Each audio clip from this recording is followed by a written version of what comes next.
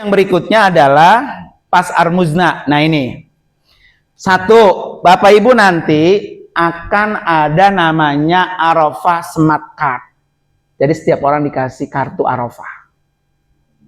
Nanti kartu itu yang akan dibarcode. Ya, jadi mau begini. Kita itu punya rute ke Arafah tanggal 8 Zulhijjah pagi.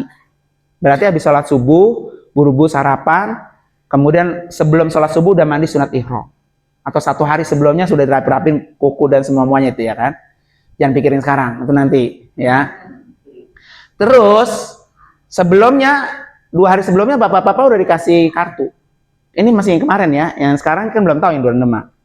Nanti setelah itu bapak udah turun langsung ke lobi. Mobil udah nungguin depan. Setiap orang masuk di barcode semua.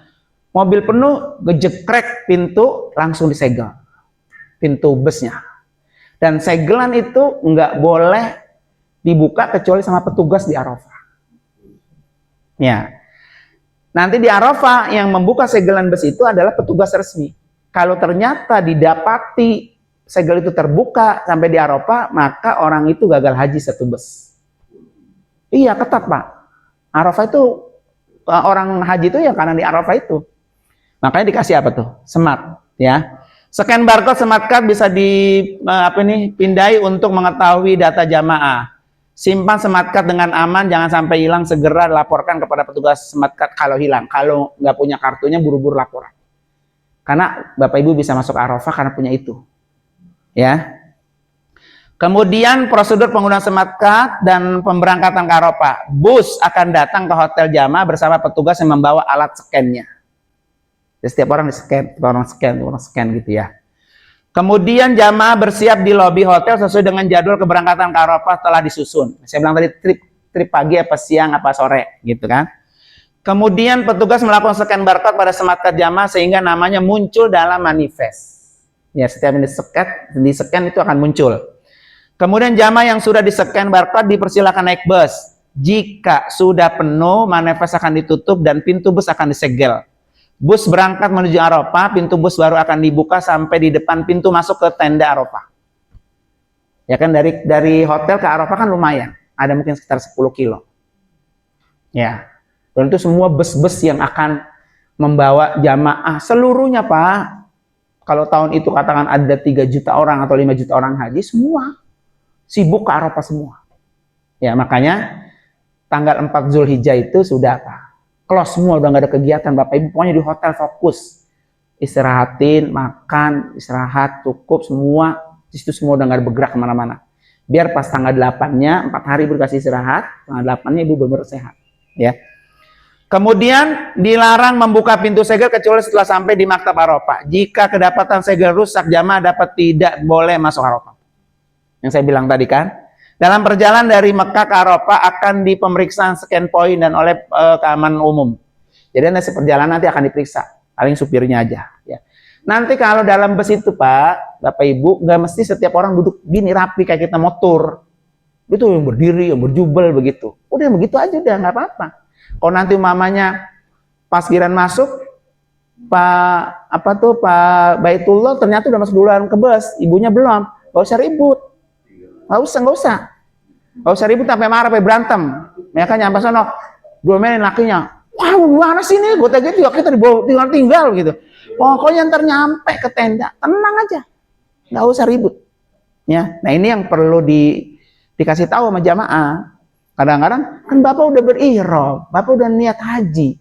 Itu jangan sampai berantem, jangan sampai ngomel, jangan sampai marah-marah. Ayo aja ikutin iramanya gitu. Namanya orang banyak kan? Gitu ya. Namanya orang banyak, nanti marah Bapak Ibu, ngomel dan lain sebagainya, itu yang merusak haji Bapak Ibu. Nah, itu yang saya bilang kemarin, pengen mabrur ada diri sendiri. Sejauh mana kita bisa menekan amarah kita. Ya, karena nanti ada orang Pak yang gak sabaran, nungguin lama, jembul gak nyampe-nyampe ya, wow, udah Pak beri kata dah. Padahal dia udah berihram itu Pak, dia udah niat haji. Maka nanti kalau di situ udah ya talbiyah aja sendiri-sendiri. Labbaik Allahumma labbaik ala syarika, begitu. Ini jangan sampai, makanya Allah itu kan pesan wala farafasa, wala fusuqa, wala jidal itu kan. Jangan sampai marah-marah, jangan sampai sombong, jangan sampai berantem, jangan sampai buka aurat, jangan sampai itu semua tuh. Itu nanti Bapak Ibu dapat tantangan di situ tuh. Ya makanya dibawa enjoy aja. Anggap aja lagi rekreasi jalan-jalan. Gitu kan. Oke, belum tuh yang bawa buntelan yang kayak batu berat ya. Pak, bawa nih, ini apa nih, goreng garam nih bawa nih, begitu ya. Ya, pokoknya ibu kan cuma berapa hari tadi saya bilang? 6. Ya, 6 hari dari tanggal 8, tanggal 9, tanggal 10, 11, 12. Kalau napar awal Pak 12 pulang udah balik hotel. Kalau napar sani berarti 13 Zulhijjah. 6 hari kalaupun kita ada masalah, kita lagi sakit hati, pokoknya acting aja dah. Enakin. Iya, mau laki, mau istri, mau tetangga, sama teman, sama sekamar, udah enjoy aja. Jangan sampai haji Bapak Ibu rusak.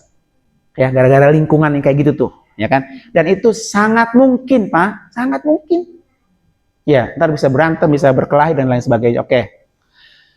3 skema haji. Haji bersama-sama dengan rombongan atau satu kloter bagi jamaah haji yang sehat dan mampu. Nah, ini. Jadi haji itu ada 3 skemanya. Yang sehat, dia khusus kayak tadi itu yang saya ceritain tuh, naik Arafahnya begitu tuh. Itu yang pertama tuh yang sehat-sehat jalan, ya kan? Kemudian yang kedua, safari wuku bagi jamaah sakit dalam perawatan baik rumah sakit maupun di KAI dibawa ke Arafah untuk wukuf dengan duduk atau berbaring. Umpamanya kayak Babe. Ya, Babe nanti Pak Arif masukin aja daftarin ke safari wuku. Jadi nanti dia ditarik 1 hari sebelumnya ke Arafah. Maka nanti disiapin segala sesuatunya. Nanti di safari wuku Pak dikasihnya kamar hotel. Enak deh Mak. Nggak kayak kita berdesakan begitu. Ya artinya nanti kayak Babe Yamin ya. Nggak usah ya aku jadi tinggal nih, gue nggak ada rombongan sama Ustadz begitu. Nggak usah, di sana udah rapi. Udah rapi. Safari wuku tuh udah enak Pak. Ya kayak emak besok ya. Kalau mau ngikut safari wuku nggak apa-apa. Pokoknya jalan aja dengan tenang, dilayani dengan rapi, ada petugas khusus untuk menangani orang-orang yang safari wukuf. Ya, jadi safari wukuf itu nggak mesti orang di rumah sakit. Orang itu memang dalam perawatan dokter, ya kan? Walaupun dia ada di hotel, kayak Babe nih. Nanti nggak apa-apa kita daftarin ke safari wukuf, nanti diatur sama orang itu. Dia lebih enak, hidupnya lebih tenang. Dia kagak ngerasain berdesakan, ngerasain begini-begini nggak, dia enak gitu. Oke? Nah itu skema yang kedua. Makanya jangan sampai yang udah sehat begini nih, jangan masuk skema yang kedua. Ya kan? Saya bilang tadi, jadi nanti kagak ngerasain bagaimana hidup-hidupnya Arafah. Gitu. Kemudian selanjutnya yang ketiga, badal haji bagi jamaah haji meninggal dunia.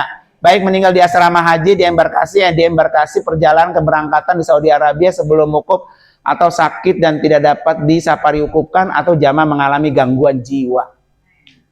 Nah, itu di badal hajikan. Ya. Jadi mamanya sampai asrama haji mati.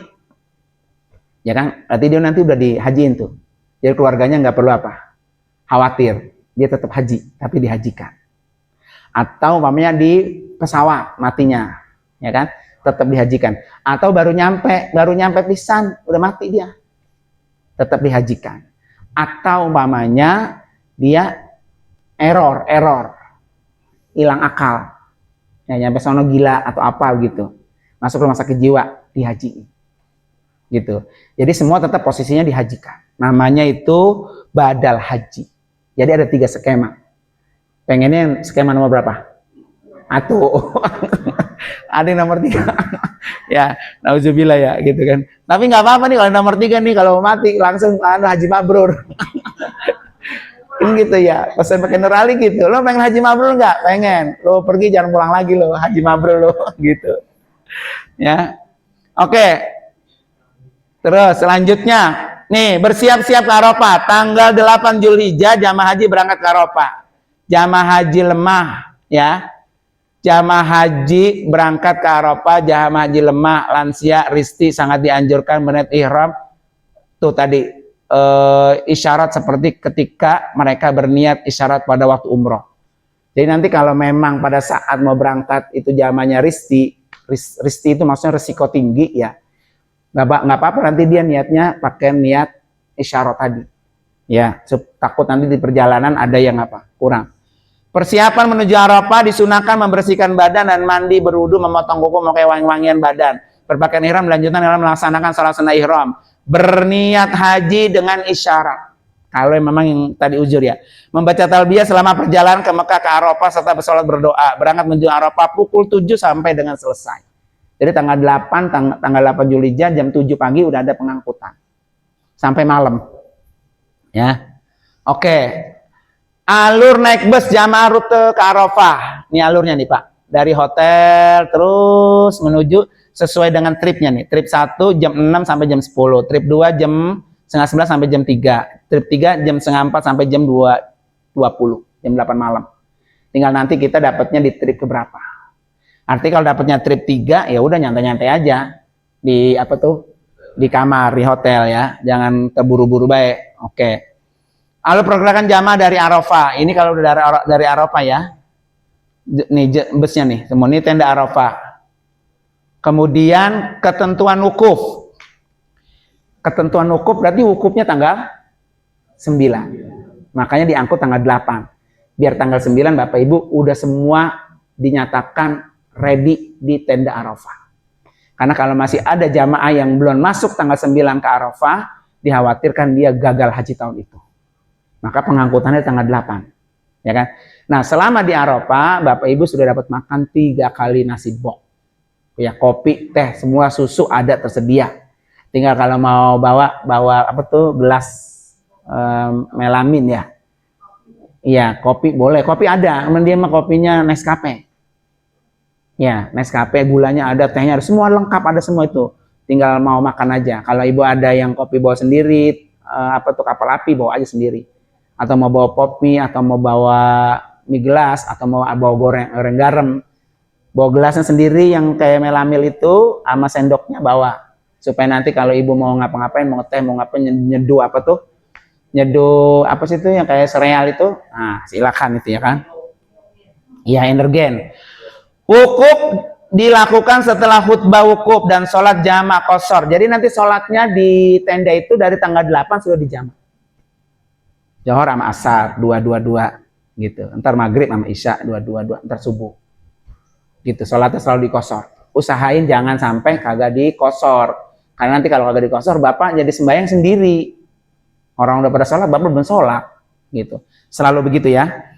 Kemudian wukuf dilakukan dalam suasana tenang, khusyuk dan tawadu kepada Allah. Wukuf dapat dilaksanakan sendiri-sendiri, secara berjamaah boleh, bareng-bareng boleh, sendiri juga boleh, ya kan? Nanti akan kasih tenda begini semua bareng-bareng. Makanya dari rumah Ibu sudah dibawa tuh buku-buku doa apa yang mau diminta udah ditulis di situ. Pokoknya tinggal gelar doang situ ya. Kemudian selama wukuf jamaah berzikir, salawat, istighfar, doa sesuai dengan sunnah Nabi. Dalam melaksanakan hukum seorang tidak dipersyaratkan suci dari hadas besar kecil. Jadinya kalau mens nggak apa-apa. Ya dia nggak syarat suci. Men boleh, ya tidak perlu berwudu juga boleh, gitu. Ya. Kemudian wanita haid melaksanakan wukuf di Arafah di tenda. Jamaah haji sakit berada dalam perawatan di seluruh rumah sakit. Nah, ini nggak usah dah, masih panjang nih, Mak. Ya, nah ini imbauan. Ini yang perlu diantisipasi ketika Bapak Ibu wukuf. 1, Arafah sangat terik dan kelembapan udara rendah dengan suhu 41 sampai 42, disertai angin berdebu dan kecepatan 0,5 per jam. Menjaga kesehatan, banyak minum air putih, makan cukup, tidak keluar tenda, minum obat yang dianjurkan. Dokter dan digunakan alat pelindung diri ya. Jadi usahain air mah banyak pokoknya, minum aja. Yang resikonya emang tadi kencing. Ya kencing resikonya karena memang panas. Kemudian sering minum air dan bawa bekal secukupnya. Perbanyak zikir, mengiringi zikir dengan berdoa, meyakini, menjaga salat 5 waktu, mengikuti proses wukuf, bertafakur, bergejama sakit, bersabar, ikhlas, berobat ke dokter ya. Oke. Pergerakan dari Arafah. Nah ini berarti tanggal 9 kita sudah wukuf. Ya. Wukufnya itu adalah puncaknya itu adalah sebelum zuhur sampai maghrib. Ya, dari jam 11 dah. Nah, jam 11 tanggal 9 jam 11 ya sampai maghrib. itu adalah waktu yang mustajab buat Bapak Ibu berdoa ya. Kemudian setelah itu nih sampai jam 7 sampai jam 10. Nah, kemudian ada 2 skema ya nih ya. Ada skema pertama dari jam 7 sampai jam 10, skema kedua 10 sampai selesai nih.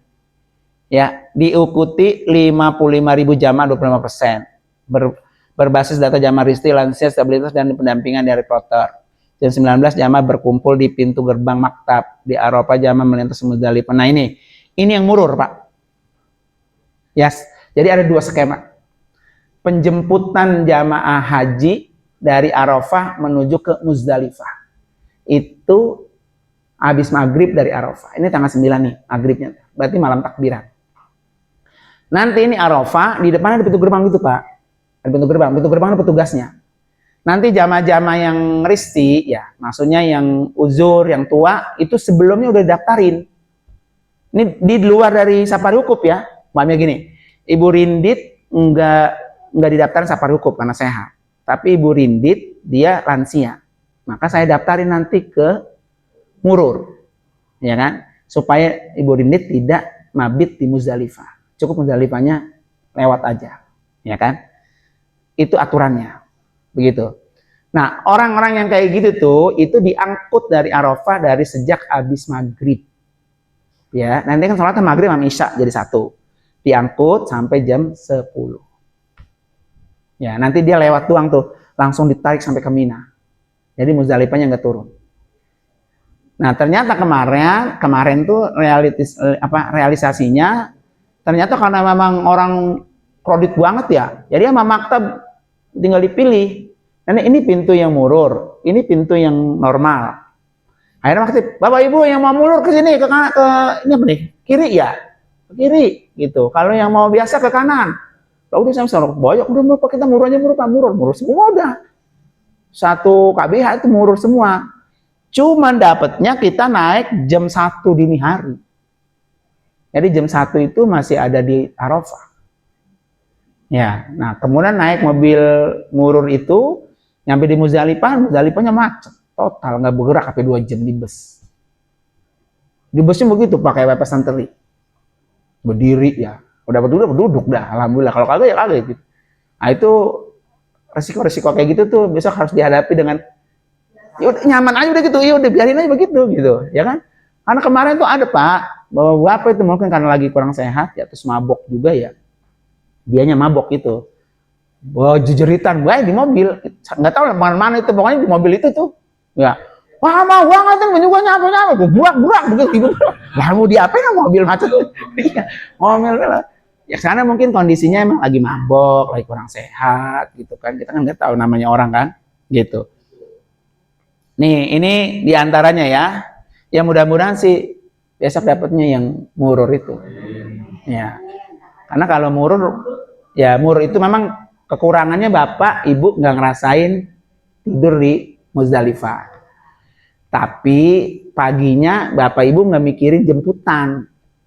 Kalau jemputannya ada ntar pagi, kalau kagak, iya jalan menang minum, mana panasnya gitu kan. Kemudian juga kita punya tugas lagi, yaitu melontar.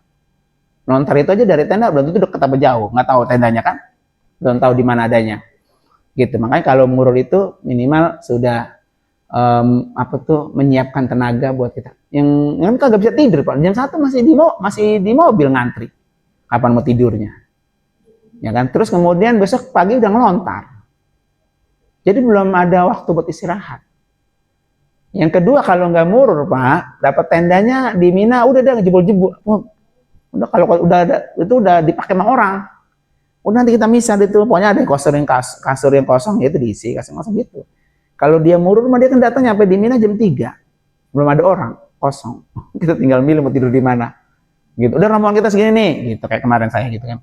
Nah itu namanya makanya butuh dibantu dengan doa kita bersama. Nggak bisa. Dia dikasih mami nih, ini 2 area begini gede. Ini khusus kloter 30, kata kita kloter 30. Udah 1 kloter itu. Oh nanti kita datang yang terakhir kan nggak mau orang udah keisi kan kasur 1 orang kasur, 1 orang kasur, 1 orang kasur. gitu, ya kan? Dapat mendapat, cuman kan gitu udah nggak bareng.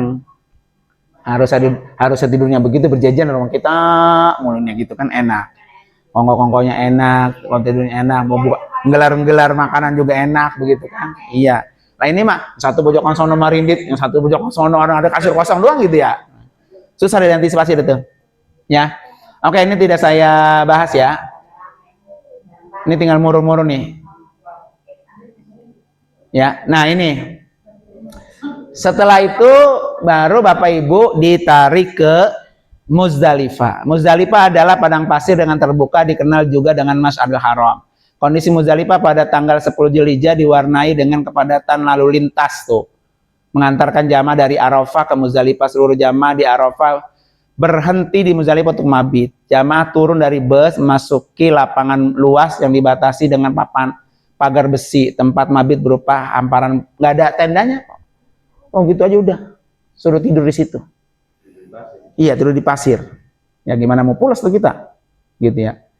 Nah nanti habis pukul 00 jam 12 malam baru dibuka, baru diangkut lah tuh ke Mina.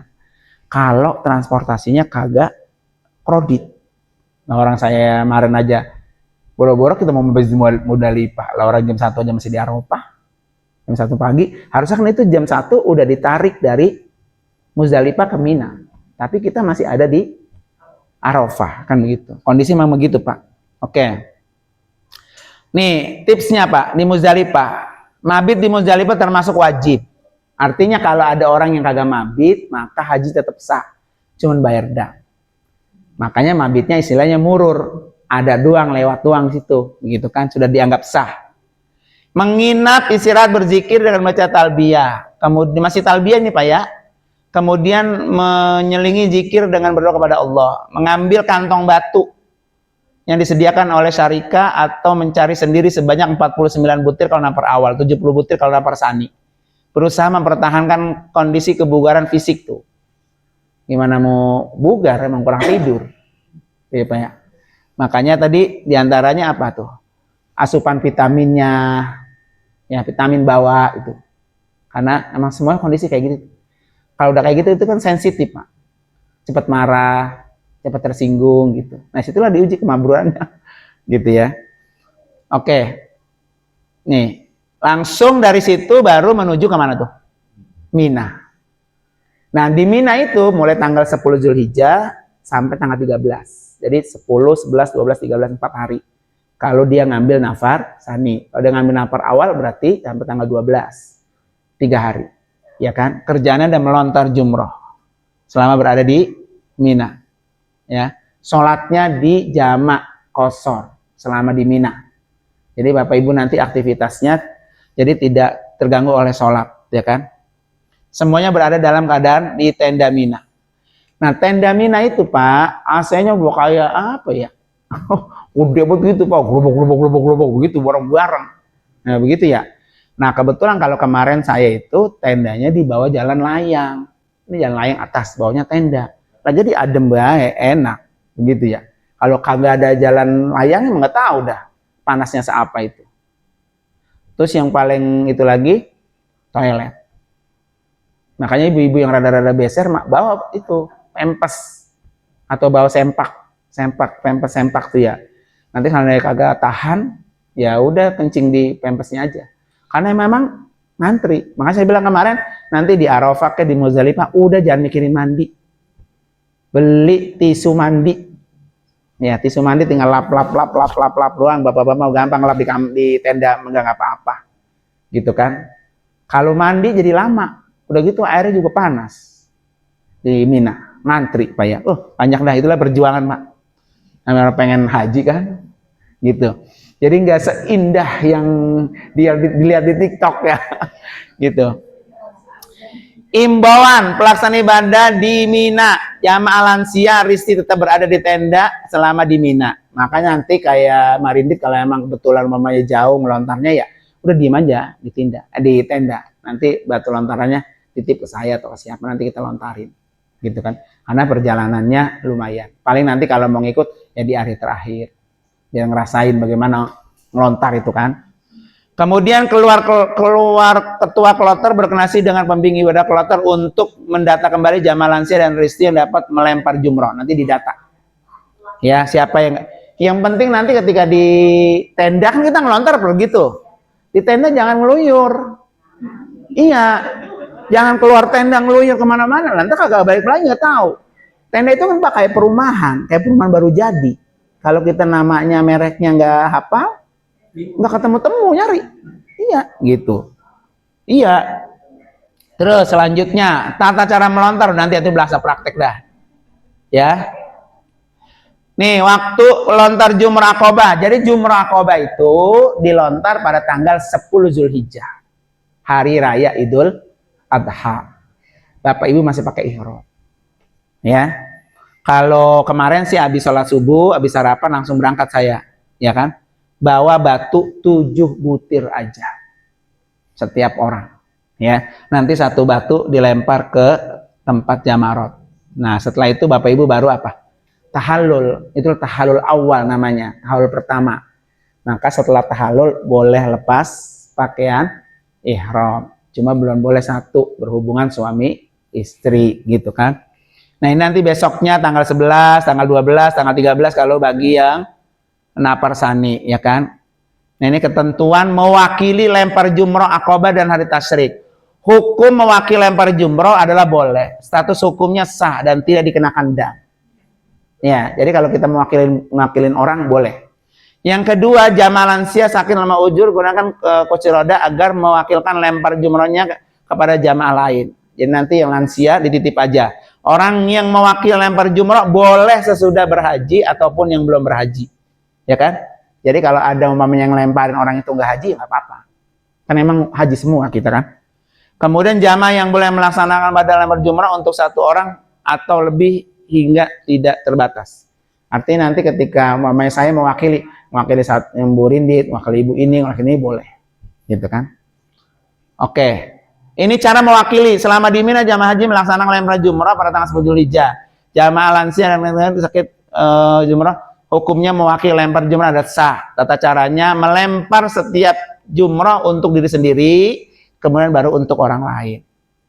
Ya, jadi buat kita dulu habisin 7 plok 7 kali, baru kita niat buat orang lain yang kita lempar. Ya, ini baru udah mulai dam ya. Ini dam tidak mabit di Mina. Kalau dia nggak mabit, nggak nginepnya. Ini kan katanya Pak, rencananya hotel-hotel yang dekat dengan Mina itu dia mau tanazul tahun ini. Ya, tanazul itu mame nih, Mina kita itu di Sumarekon, Minanya, hotel kita di sini. Maka orang yang dekat sama Mina itu dia nggak perlu nginep di tenda di Mina, tidurnya di mana? Hotel. Tapi tetap wajib mabit. Jadi kalau habis maghrib dari hotel jalan ke Mina, nongkrong aja deh di Mina sambil melontar sampai jam 12 malam 00 balik lagi ke hotel gitu. Nah ternyata dia kagak mabit, maka dia bayar dah.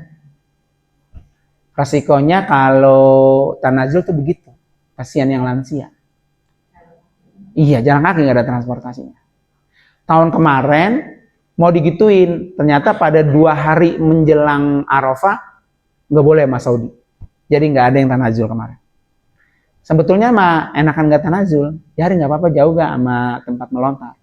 Yang penting nenek-nenek, aki-aki yang lansia dia sah bermabit di mana? Mina, walaupun dia tidak melontar orang lain. Daripada saya harus bawa nenek Rindit malam balik lagi ke Mina jalan, besok balik lagi pulang ke hotel jam 12 malam, besok maghrib begitu lagi selama 3 hari. Nah iya, riuh gitu. Oke, nah ini nanti ada nafar awal, ada nafar sani. Ya, nafar awal itu berarti tanggal 12 Zulhijjah jamaah udah boleh pulang ke Mekah. Nanti laporan jauh-jauh hari sama ketua kloter, sama maktab. Pak, rombongan KBW Aceh mau ambil nafar awal. Berarti Bapak Ibu nanti hari ke-12 udah siap-siap tuh, bronkos-bronkos yang rapiin. Karena kita mau balik ke Mekah. Gitu kan. Kalau nafar sani berarti nanti tanggal 13-nya besoknya baru balik ke Mekah. Kalau pengen ngerasain toilet Mina kosong, ngambil napar sani. Iya, puas dah tuh, puas tuh. Berak mau mandi di toilet nggak ada orang. Mas sepi tinggal kita doang. Orang udah pada pulang, gitu ya. Ah, iya. Udah kalau pengen ngerasain begitu. Tuh, napar awal, napar sani boleh. Pokoknya dua-duanya boleh. Ya. Nah, napar awal itu kan tanggal berapa? 12 Zulhijjah. Habis subuh kita melontar tanggal 12. Berarti kita dikasih waktu maghrib sudah harus meninggalkan Mina. Ternyata karena macet, akhirnya maghrib masih di Mina. Maka dia harus masuk ke napar sani gitu. Tapi sih insya Allah sebelum Johor udah nyampe di hotel. Iya, sebelum Johor nih tanggal 12 jam segini udah nyampe di hotel. Ya kan, ibu-ibu udah mau nyuci, mau ngapain. Itu kan hotel kita, kamar kita udah 6 hari kita tinggal itu. Ya. Kemudian selanjutnya Bapak Ibu sekalian, nah ini hukum tanazul nih. Kembali ke hotel saat mabit di Mina yang saya ceritain tadi nih. Ya. Ketersediaan ruang bagi jamaah haji tenda Mina perkirakan sekian. Sarana prasarana Mina juga sangat terbatas sehingga berpotensi meningkatnya prevalensi angka sakit bahkan kematian. Nah, karena Minanya itu terlalu padat, jadi angka kematian itu bisa naik. Maka akhirnya dibukalah yang namanya tanazul. Pada hari tasri jamaah dapat tanazul kembali ke hotel, khususnya yang tinggal di sisa Raudhah dengan memilih pendapat hukum sebagai berikut. Nah, kebetulan kemarin saya hotelnya daerahnya Raudhah. Jadi dekat sama Mina gitu. Maka disuruh tergantung besok nih kita dapatnya daerah mana. Jadi daerah yang dekat sama Mina itu nama daerahnya Raudhah dan apa tuh sisa. Nah, sisa itu lebih dekat, Raudhah agak jauh dikit. Ya, kalau di kelihatan mata mah kelihatan Pak. Mau namanya kita di gedung ya tinggi, kalau di Paranin apa? Paranin jauh gitu. Nah itu daerah-daerah yang dekat Mina itu rencananya mau ditanazulin gitu. Tapi tahun kemarin nggak jadi, nggak tahu tahun ini ya. Karena mengingat bahwa Mina itu kan sempit, terbatas gitu kondisinya. Maka kalau dia tanazul kan minimal meringankan. Mentanazulkan sendiri bisa nggak? Bisa. Cuma nggak ada transportasi, nggak ada makan. Tapi kalau tanazulnya dari pemerintah, nanti makannya dioper, pindahin kemana? Cateringnya itu pindahin ke hotel. Kalau mau tanazul sendiri bisa, cuma nggak ada makan. Gitu ya. Oke. Udah selesai tanggal berapa tuh? 12 ya. Ini tanggal 10 nih, tanggal 10. Tanggal 10 Zulhijjah habis melontar, kemudian sudah tahalul tuh, tahalul awal. Tahalul menjadi dua, yaitu tahalul awal dan tahalul sani. Tahalul awal itu terjadi saat jamaah telah melakukan 2 dari 3. Yaitu sudah melontar Jumrah Aqobah, bercukur, atau tawaf ifadah dan sa'i. Ini Jumrah Aqobah, bercukur, tawaf ifadah dan sa'i. Kalau udah direncanain 2, berarti dia sudah melakukan tahalul awal ya. Tahalul sani itu saat jamaah sudah melakukan 3 dari lontar Jumrah Aqobah, bercukur, tawaf ifadah dan sa'i. Maka nanti boleh kalau habis tawaf ifadah tanggal 12 langsung tawaf ifadah. Pokoknya ke Mekah lagi boleh. Cuman nggak ada transportasi. Jalan sendiri. Gitu kan. Nanti kita tawaf ifadah bareng-bareng aja. Wis. Ya. Ada yang tanya? Ya. Kelebihannya itu kalau napar awal